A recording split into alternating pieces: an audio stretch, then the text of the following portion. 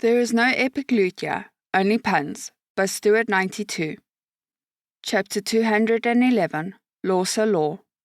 Delta watched from her core as the network she was now supposedly in charge of continued to slowly expand to link with other dungeons. The connections were merely formalities, paths for Delta to reach out and introduce herself, but the number of dungeons was becoming a little absurd. Foodie was one thing, Noosh Trinity was another.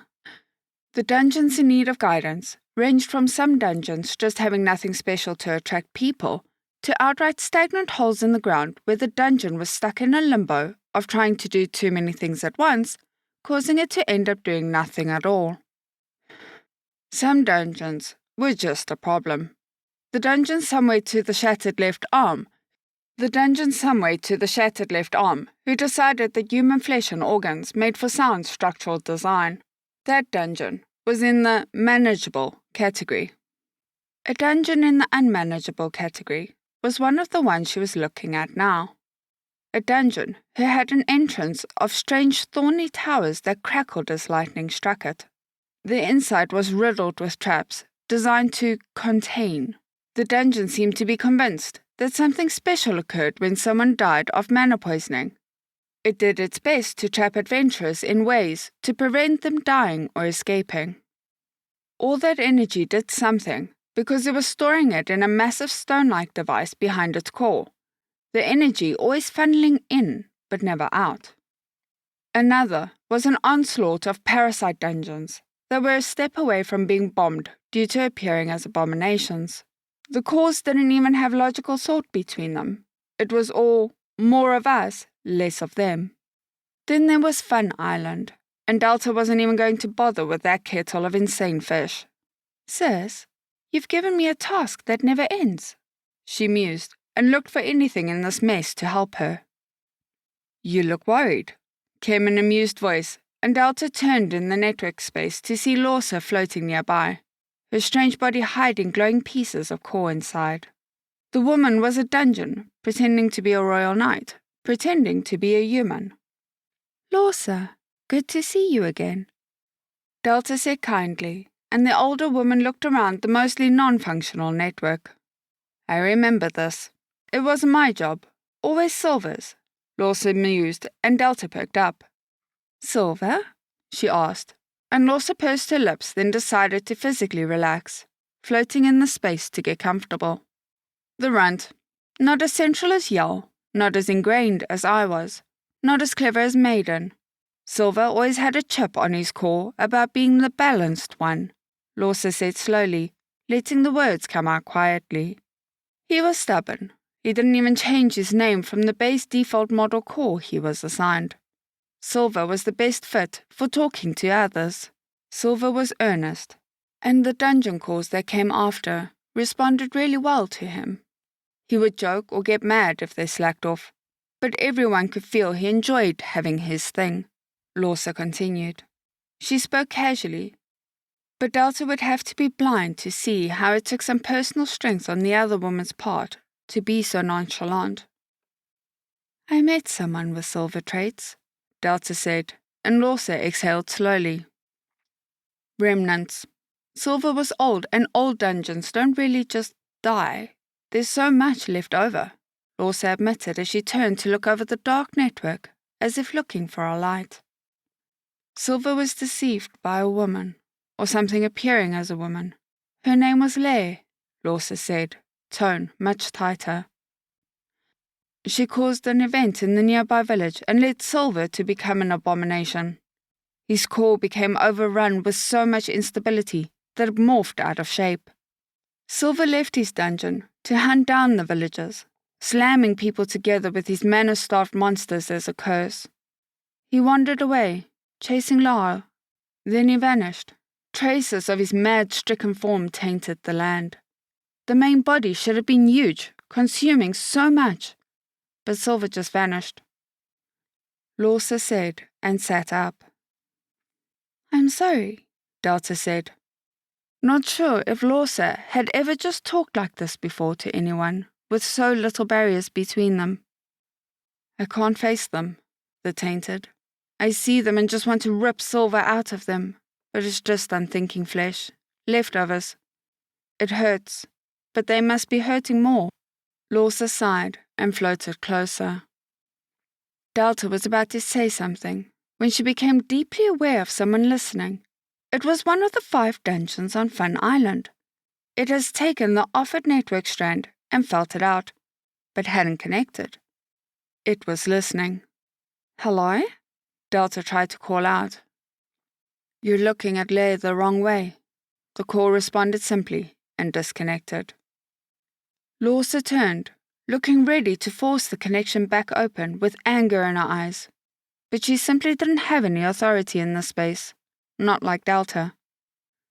She poked, knocked, and even tried to be rude and knock louder, but the core had gone dark. Not just out of reach, but submerged in that thick pentagram formation that dungeons formed on the island, their own private little channel. "Sis, can you get me in there?" she called up. A window appeared. "I'm sorry, Delta. I'm afraid I can't do that." Delta gave the window a long look, and she could almost hear Sis giggling. "Sorry, the joke was there, but I honestly can't." "I don't mind being told no. I just want to know why," Delta said as Lorsa began kicking the network in frustration. "They're in charge of something, but I intentionally made the memories hazy.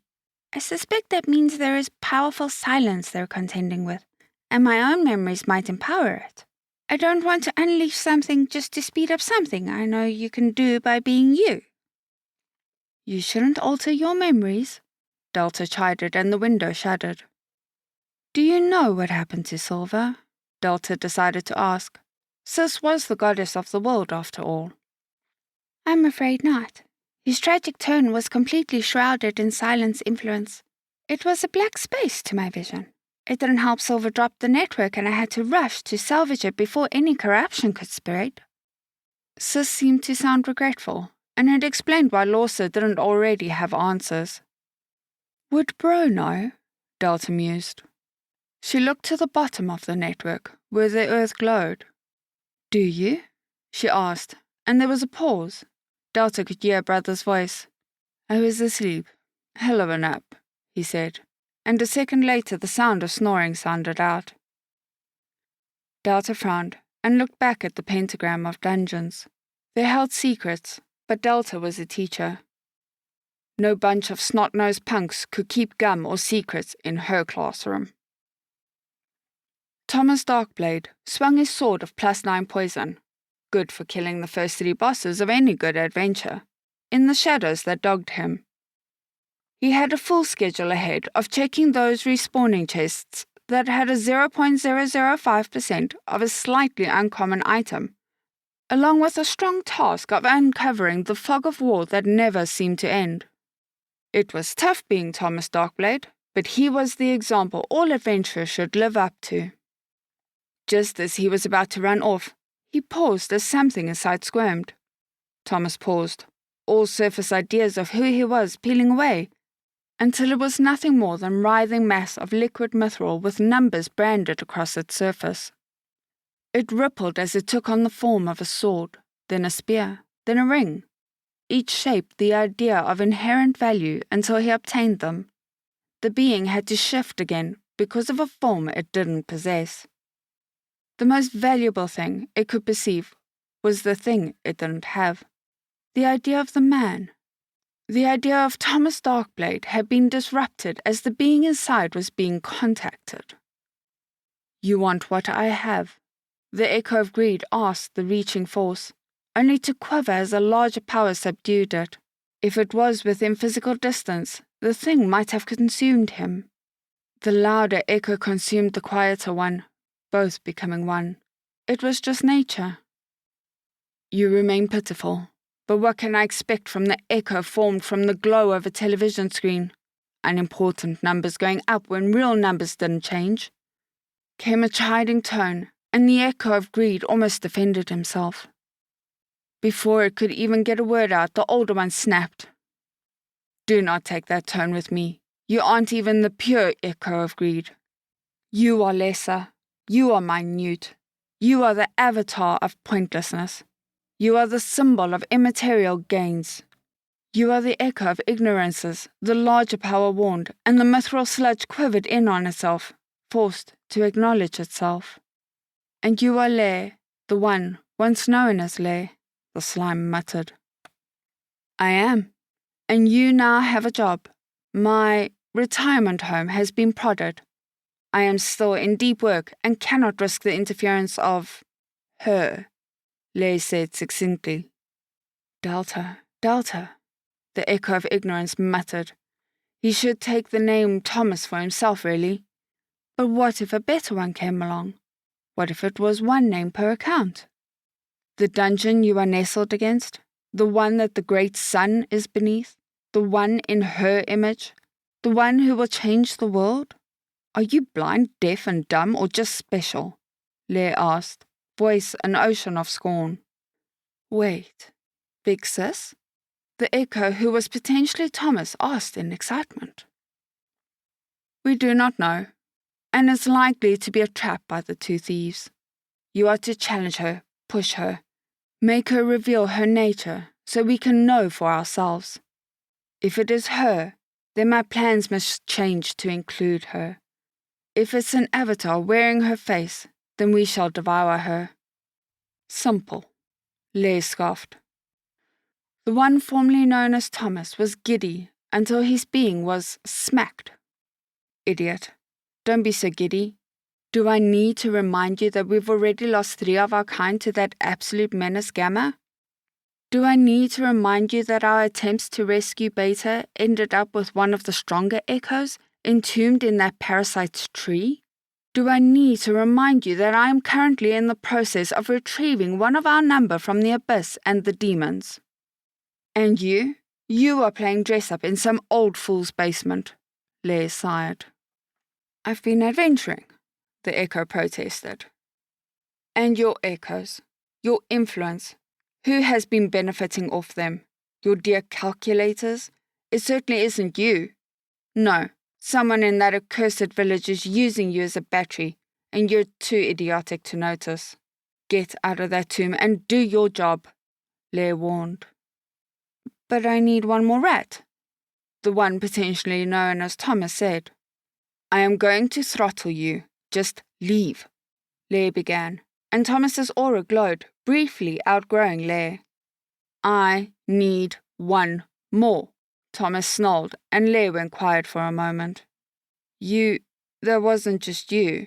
How many has he fed to you? Le began, but Thomas shook Le off, reshaping himself back to a mortal man. I do believe I have a new quest, Thomas said brightly as he turned slowly to a set of stairs he ignored up to now. I do believe my last rat is called Delta, he said and walked forward, the earth shaking as he shook off his immaterial bonds and prison bars. Nothing got in the way of an upgrade for the S-rank adventurer Thomas Darkblade. I am a tree, the boy who clearly was not a tree said, as Kemi stood before him. Yet she didn't sense a falsehood in his words. You spiritually think you're a tree? She asked kindly. The boy stayed back, 2 buckets on his arms for fee on entry to the guild hall. No, I am a tree, in blood, bone, and mind, the boy continued. Again, Kemi could sense no lies. Trees are complex life forms. No one said they must remain rooted and unable to speak, said her party member, Yatina, who was admiring the boy as if her strange orange eyes saw something no one else did. You can pay to enter now, or before you leave. Entry is only... The boy who had a name tag reading Vass suddenly went rigid as if a lightning bolt struck him. I must go. I am called. I am needed once more. Vass said, his tone shifting so abruptly that he sounded almost menacing to Kemi, but she let him pass as he handed her 2 heavy buckets filled with money. She couldn't lift them both, and promptly fell over. The sounds of scattering money made someone inside call out furiously. Shame, I could have seen him in a fetching green anti-god suit, Yatuna muttered, pushing money off her shoes, as if the stuff held no value to her. Kemi was about to say something, when a beautiful girl emerged from the front door in a dress that looked mildly expensive and with a curious expression on her face. Grimm said he sensed prophets being exposed to the dirty masses. "And I supposed you are the mass?" she asked politely. Kemi had found her. Her shining crown of truth that was hiding behind a mask of royalty. Now, all she needed was to find the one who hid a golden heart behind a paywall. "Is it mass if there are only two of us?" Yatina asked, and the girl blinked at her, seemingly stunned. Apologies, your face.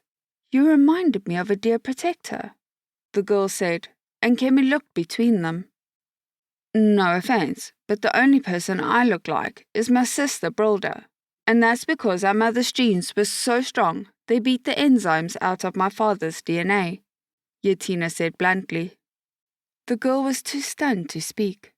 Kemi foresaw this to be a wonderful start to a group adventure. End of chapter.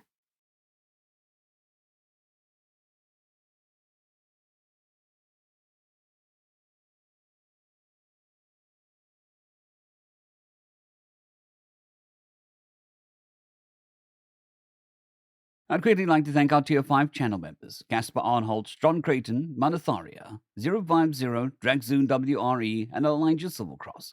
Thank you very much.